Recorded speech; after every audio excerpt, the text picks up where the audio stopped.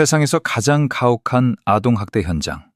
하지만 그들은 스스로를 세상에서 가장 행복했다고 믿고 있습니다. 이 역설적인 이야기의 주인공은 바로 지금 50대 중반의 나이를 지나고 있는 1970년대생들입니다. 가장 결핍된 환경에서 자라나 가장 큰 경제적 재난을 정통으로 맞았던 이들.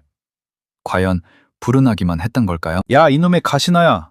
텔레비전 채널 좀 돌려봐라. 아버지, 뉴스 보셔야지. 아, 팬츠 어딨어? 다이얼 또 빠졌잖아.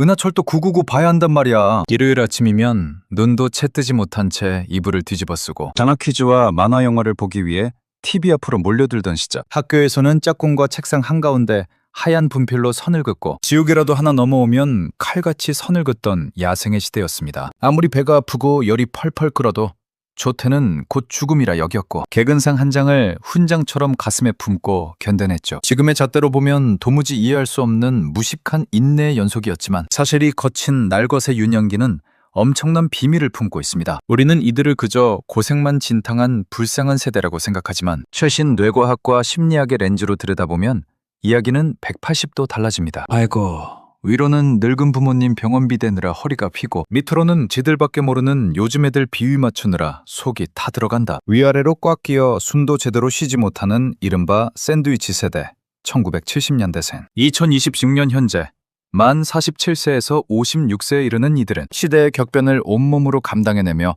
묵묵히 버텨왔습니다. 하지만 심리학자들은 이들이 단순히 이리저리 치이는 낀 세대가 아니라 인류 역사상 가장 단단하고 유연하게 진화한 신인류라고 말합니다. 당시의 지독한 결핍과 방목이 이들의 어떤 위기에도 무너지지 않는 강철 같은 구조로 재조립했기 때문이죠. 첫 번째 충격적인 반전은 바로 빈 시간이 만들어낸 압도적인 자기 통제력에 있습니다. 현대의 아이들은 눈 뜨자마자 영어 학원, 태권도, 피아노 등 어른들이 촘촘하게 짜놓은 스케줄 속에서 수동적으로 움직입니다. 하지만 1970년대생들의 방과 후는 완벽하게 텅 빈, 그야말로 무한한 자유방임의 시간 그 자체였습니다. 엄마, 나 배고파. 밥 줘. 찬장에 밥이랑 김치 있으니까 네가 알아서 챙겨 먹어.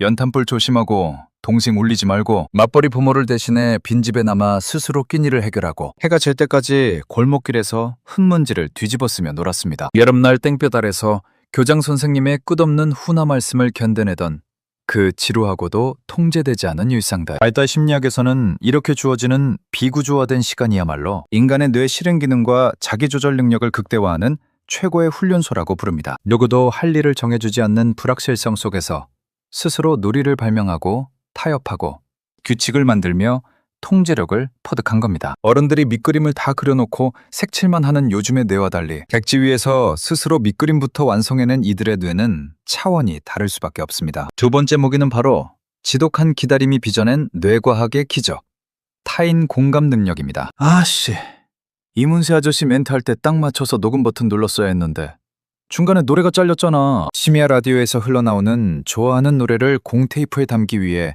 숨죽여 기다리던 밤들을 기억하십니까? 손에 침을 발라가며 우표를 붙인 편지를 우체통에 넣고 답장이 오기까지 꼬박 몇 줄을 가슴 졸이며 기다리던 시대. 요즘처럼 스마트폰 메신저로 1초 만에 감정을 배설하고 즉각적인 답장을 받는 도파민 중독의 시대와는 달랐습니다. 답장이 오지 않는 긴 시간 동안 이들은 상대방이 지금 무슨 생각을 할까? 혹시 내 말에 상처를 받았을까?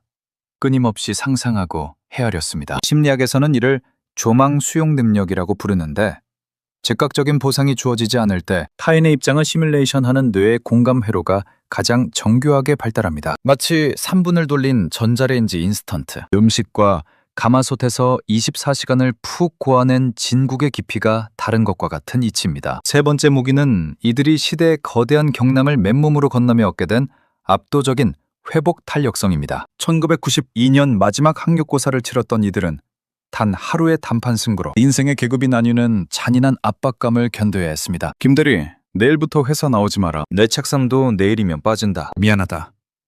알아서들 살아남자. 그리고 이들이 20대 청춘의 꽃을 피우려던 1997년 대한민국은 IMF 외환위기라는 국가적 부도를 맞이하게 됩니다. 하루아침에 수만 개의 기업이 도산하고 은행금리가 20%를 치솟던 시절 심리적 지지나 힐링이라는 단어는 존재하지도 않았습니다. 스트레스 면역 이론이라는 심리학 법칙에 따르면 청년기에 극복해낸 거대한 시련의 경험은 뇌에 강력한 항체를 만들어냅니다. 이들은 누군가에게 기대어 오는 법, 대신 바닥에 내동댕이 쳐진 채로 어떻게든 다시 일어서는 생존의 맷집을 뼈에 새겼습니다. 과거의 역경을 그저 가난하고 촌스러웠던 옛날로 치부해선 안 되는 이유가 바로 여기에 있습니다. 당신이 겪었던 그 모진 인내와 지루함, 좌절과 눈물은 결코 헛된 고생이 아니었습니다. 그것은 현대의 어떤 값비싼 심리 상담이나 엘리트 교육으로도 살 수 없는 인간의 내면을 완벽하게 단련시키는 1억 원짜리 심리 트레이닝이었습니다. 하지만 2026년 오늘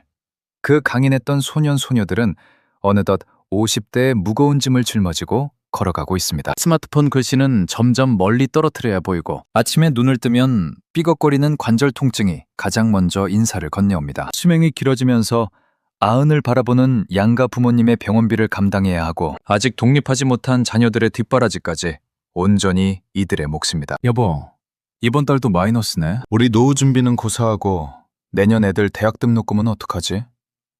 내 몸이 예전 같지가 않아. 퇴직의 그림자는 턱 밑까지 다가왔고 막막한 노후에 대한 공포가 밀려오지만 이들은 내색조차 하지 못한 채 오늘도 만원 지하철에 몸을 씻습니다. 누구보다 강인한 척 살아가지만 사실 이들 역시 누군가의 따뜻한 위로와 기댐이 절실히 필요한 연약한 사람일 뿐입니다. 누구도 당신들에게 먼저 다가와 쉽게 건네지 못했던, 하지만 당신의 마음속 깊은 곳에서 가장 듣고 싶었던 그 한마디를 이제는 전하고 싶습니다. 정말 참으로 수고 많으셨습니다. 당신은 충분히 잘해왔고 지금도 눈부시게 잘 해내고 있습니다. 당신은 위아래로 치어 짓눌리는 나약한 샌드위치 세대가 아닙니다. 헬핍의 우물에서 길어올린 통제력으로, IMF의 폐허 속에서 길러낸 생존력으로 이 혼란스러운 대한민국을 지탱하고 있는 굳건한 시대의 기둥입니다. 당신들이 버텨준 덕분에, 당신들이 흘린 땀과 눈물 덕분에 우리의 오늘이 이렇게 안전하게 존재할 수 있었습니다. 비록 몸은 조금씩 낡아가고 있을지 몰라도 당신이 품고 있는 그 단단한 내면의 힘은